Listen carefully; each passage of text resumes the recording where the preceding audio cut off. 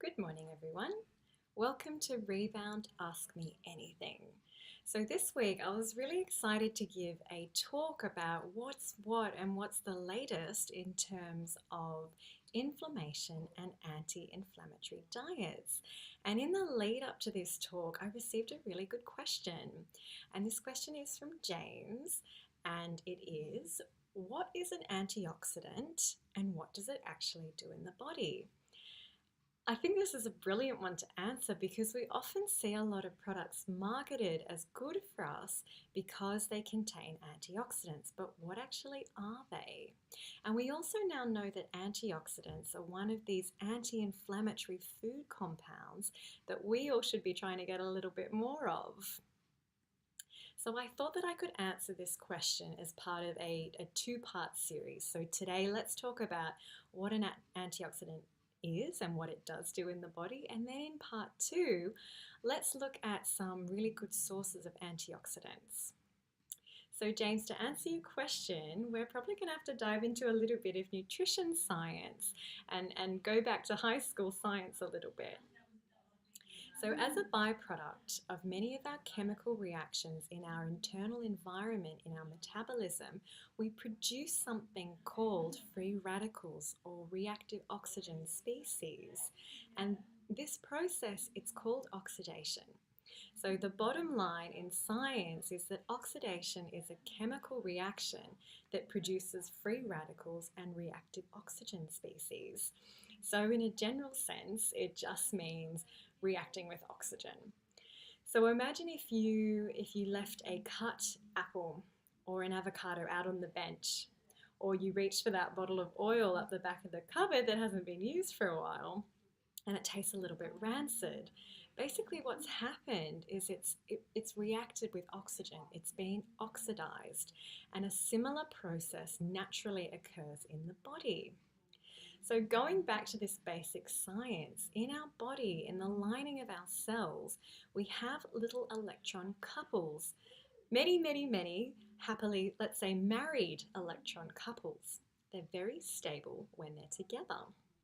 But when electrons are on their own, they're radical, they're rogue, they're reactive, and they don't want to be single. You could say they're on the prowl, if you like.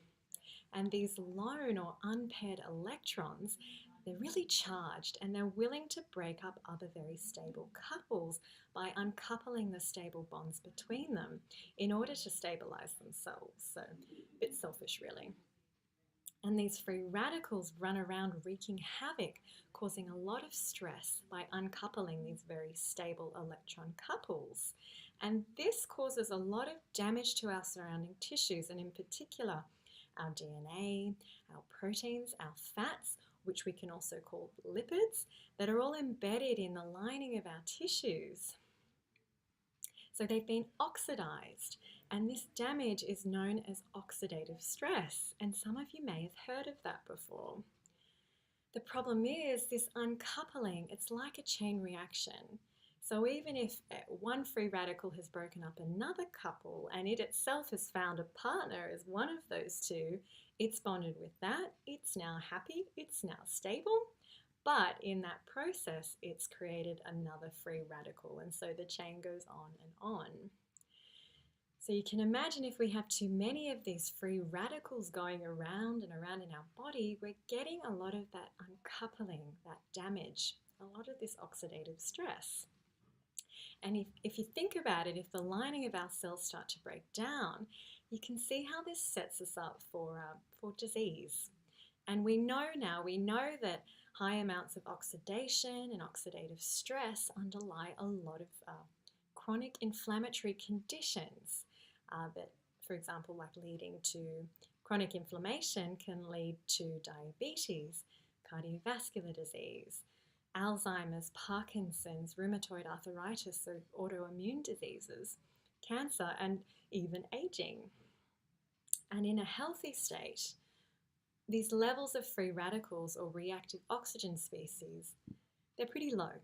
And actually, in that amount, they're beneficial. They act like signals in the body, which regulate many of the different chemical processes going on in our body, and a lot of our genes, in fact, and how they're turned on and when they're switched off.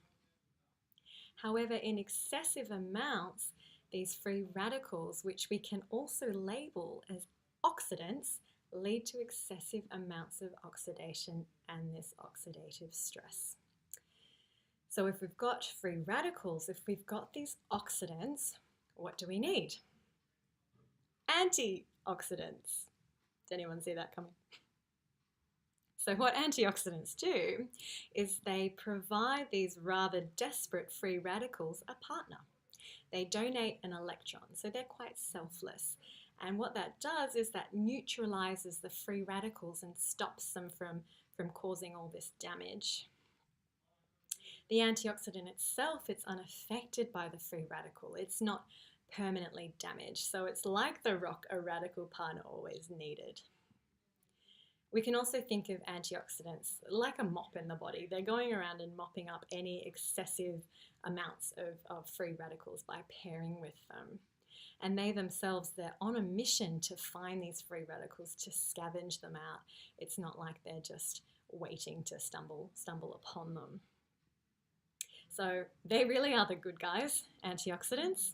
And the bottom line in science is antioxidants are molecules that inhibit the oxidation of other molecules.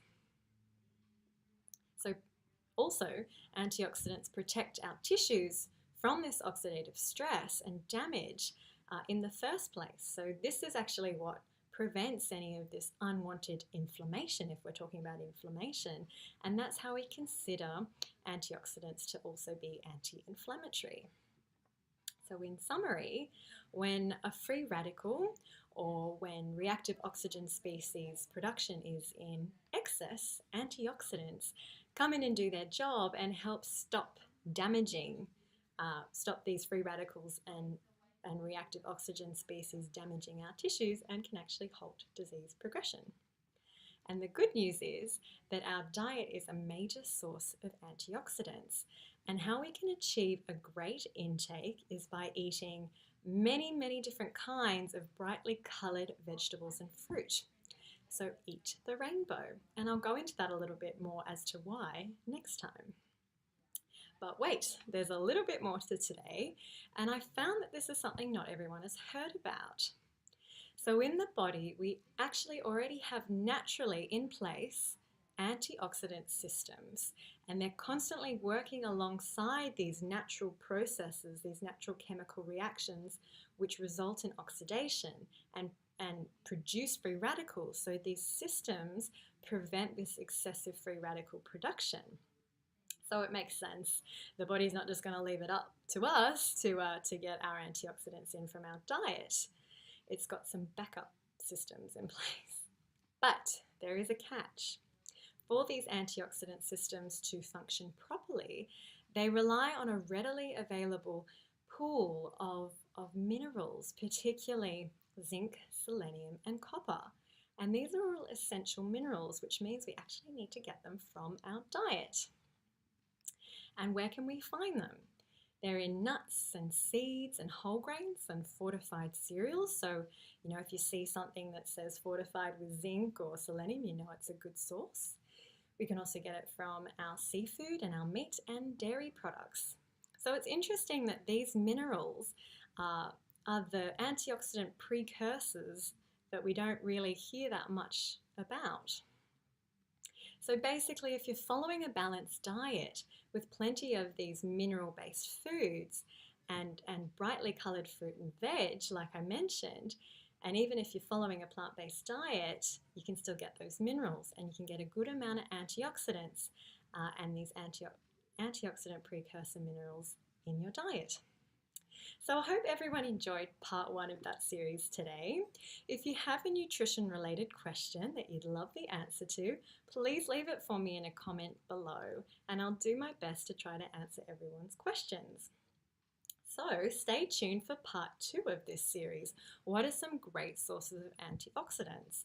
Next up on Rebound, Ask Me Anything.